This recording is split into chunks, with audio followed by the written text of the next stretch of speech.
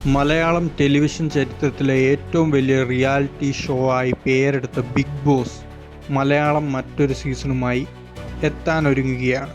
ഈ വർഷം ആദ്യ പകുതിയിൽ തുടങ്ങേണ്ടിയിരുന്ന Bigg Boss Malayalam season June 7 മാറ്റിവെച്ചിരിക്കുകയാണ് എന്ന റിപ്പോർട്ടുകൾ ശരിവെച്ച് ഇപ്പോഴിതാ ഔദ്യോഗിക പ്രഖ്യാപനം നടത്തിയിരിക്കുകയാണ്. മോഹൻലാലിന്റെ പിറന്നാൾ ദിനത്തിൽ പ്രഖ്യാപനം എത്തിയതോടെ അവതാരകനായി ലാലേട്ടൻ എത്തുമോ എന്ന ആശങ്കയ്ക്ക് വിരാമമാവുകയാണ്.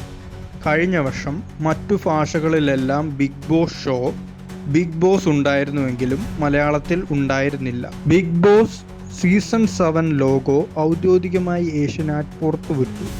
ഇടതുവശത്ത് ബിഗ് ബോസ് അവതാരകനായി മോഹൻലാലിനെ ഉദ്ദേശിച്ചുള്ള എല്ലും മറുവശത്ത് സീസണിനെ സൂചിപ്പിക്കുന്ന 7 ചേർത്ത് മനോഹരവും നൂതനവുമായ രീതിയിലാണ് പുതിയ പതിപ്പിൽ ലോഗോ തയ്യാറാക്കിയിരിക്കുന്നത്. നടുവിലുള്ള ഡിസൈനിങ്ങിന് ഒരേ സമയം കണ്ണിനോടും ക്യാമറ ലെൻസിനോടും സാമ്യമുണ്ട്.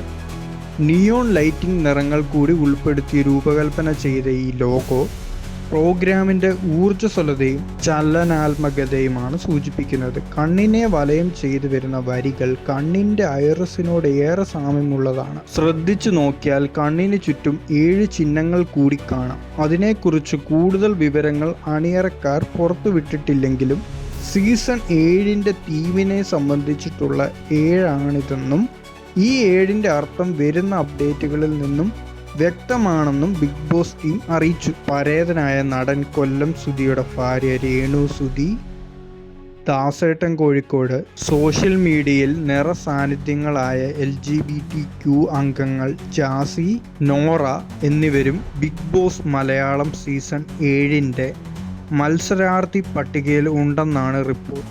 മെന്റലിസ്റ്റ് അജ്മൽ, അവതാരകനായ രോഹൻ ലോന, മല്ലു ഫാമിലി അംഗം സുജിത്, വ്ലോഗർ പ്രണവ് എന്നിവരുടെ പേരുകൾ കേൾക്കുന്നുണ്ട്.